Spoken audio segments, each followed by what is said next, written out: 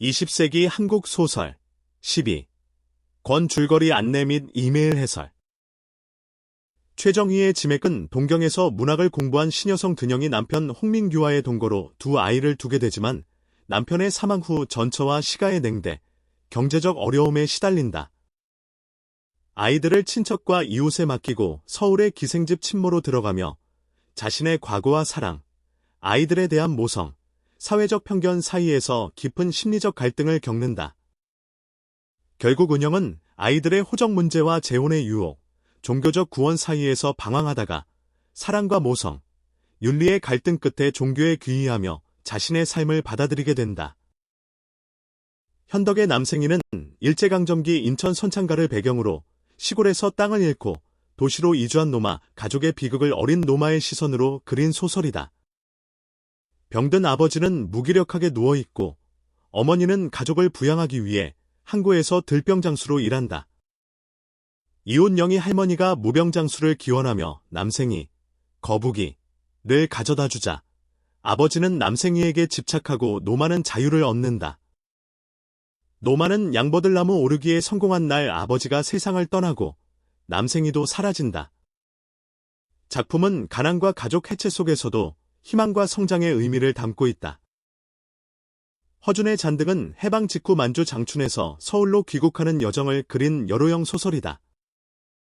주인공 나는 친구 방과 함께 귀국길에 오르지만 기차를 놓치고 방과 헤어진 뒤 화물차를 타고 수성까지 오게 된다.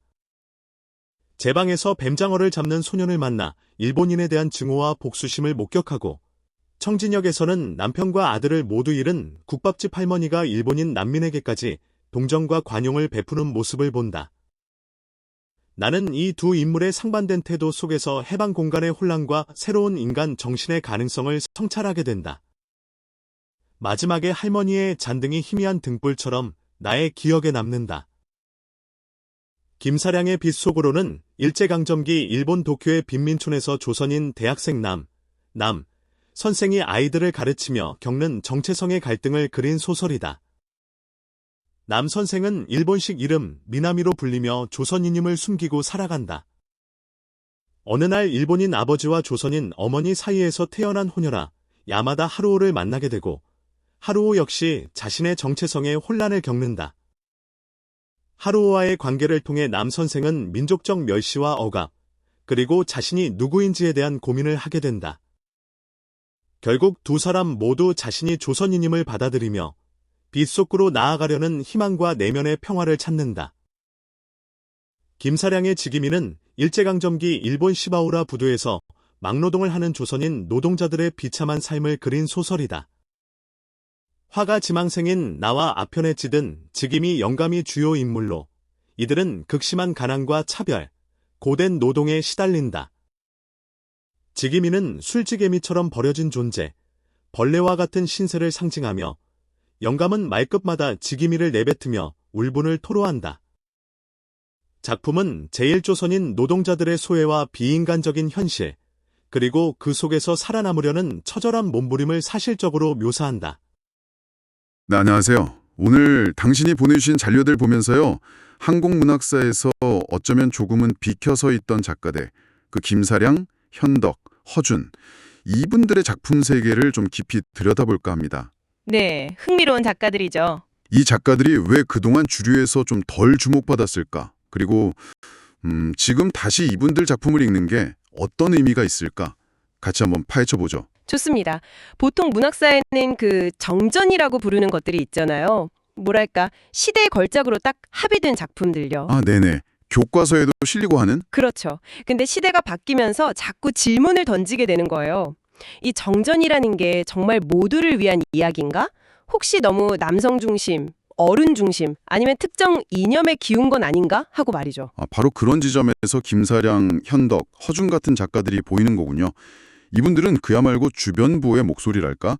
예를 들면 식민지 조선인의 삶이라든지 혼혈인의 정체성 고민, 해방 직후의 그 혼란 같은 이야기들을 담아냈으니까요. 맞습니다. 그런 다양한 목소리들이죠. 특히 김사량 작가 같은 경우는 일본어로 작품을 많이 썼다는 점이 참 눈에 띄어요.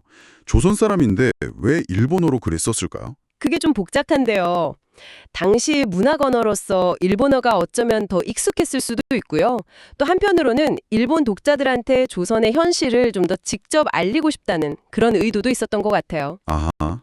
근데 동시에 그 당시에 일본의 내선일체 정책 있잖아요. 일본이랑 조선을 하나로 보려는 그런 정치적인 배경하고도 이게 좀 맞물려 돌아갔던 측면도 무시할 순 없어요. 그럼 대표작 빗속으로가 아쿠타가와상 후보까지 오른 것도 그런 정치적인 계산이 좀 깔려 있었다. 이런 말씀이신가요? 조선인으로서의 자기 정체성을 찾아가는 과정을 그리고 있거든요. 그 소설에 나오는 혼혈 소년 하루오가 일본인 애들 사이에서 차별받으면서 막 자기 조선인 엄마를 부정하고 그러다가 결국엔 자기 긍정으로 나아가는 모습? 그게 딱 보여주죠. 빗속으로라는 제목도 어쩌면 그런 어둠을 뚫고 나아가는 과정을 말하는 거겠네요.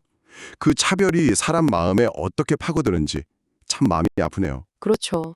그리고 다른 소설 지기미를 보면 이건 더 직접적으로 도쿄 빈민가 조선인 노동자들의 정말 처절한 삶을 보여줍니다. 디기미? 네, 주인공 이름이 지김인데 뭐 술찌꺼기, 벌레 이런 식으로 무시당하는 존재예요.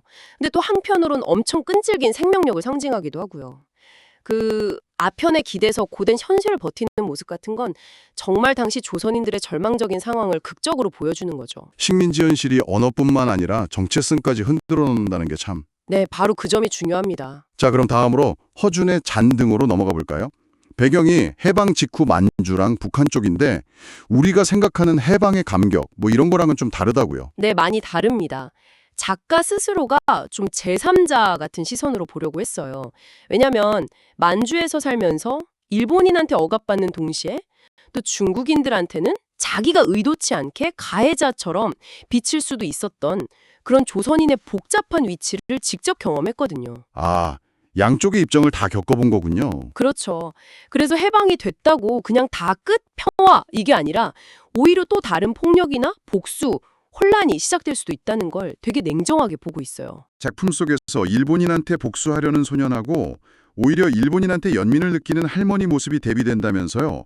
잔등이라는 제목은 무슨 뜻인가요?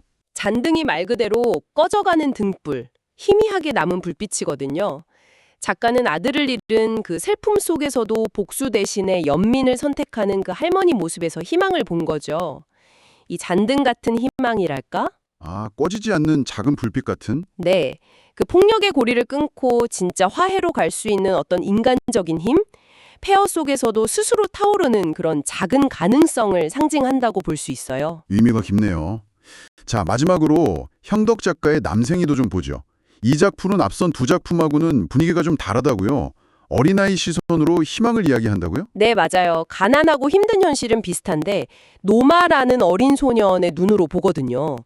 그래서 어른들 세계의 모순 같은 걸 되게 순수하게 비추면서도 동시에 다음 세대에 대한 기대를 좀 보여줘요. 어떤 식으로요? 마지막에 노마가 나무 오르기에 성공하는 장면이 나오는데 그게 어떻게 보면 아버지 세대의 어떤 실패나 몰락 그런 걸 딛고 새로운 세대가 스스로 일어서는 걸 상징하는 거죠. 자립이랄까? 아이의 시선이니까 뭐 사회구조적인 문제까지 깊게 파고들긴 어렵겠지만 그래도 그 절망적인 상황 속에서 뭔가 희망의 싹을 찾으려는 태도는 정말 인상적이네요. 네, 비록 소박해 보일지라도 그런 희망을 놓치지 않는다는 점이 중요하죠. 네, 오늘 이렇게 김사량, 허준, 현덕 작가의 작품들을 통해서 식민지 시대 그리고 해방 직후의 그 복잡했던 현실 또 그 속에서 고민했던 여러 사람들의 목소리를 만나봤습니다. 어쩌면 우리가 너무 익숙한 역사 이야기 속에서는 좀 놓치고 있었던 그런 부분들이죠. 네. 그리고 이 작품들이 그냥 옛날 이야기가 아니라는 거. 지금 우리 사회의 여러 문제들, 뭐 차별이라던가 정체성 문제, 아니면 끊이지 않는 갈등 같은 것들을 다시 돌아보게 만드는 힘이 있어요. 그렇죠. 문학이 이렇게 다른 시선으로 세상을 보게 해주는 창문 역할을 하는 거네요. 바로 그겁니다. 시대를 넘어서 계속 질문을 던지는 거죠. 당신의 삶 속에서는 혹시 잘 들리지 않거나 외면받는다고 느끼는 그런 목소리는 없으신가요? 어쩌면 그 안에 우리가 놓치고 있는 중요한 이야기가 숨어 있을지도 모릅니다. 한 번쯤 생각해 보시면 어떨까 싶네요.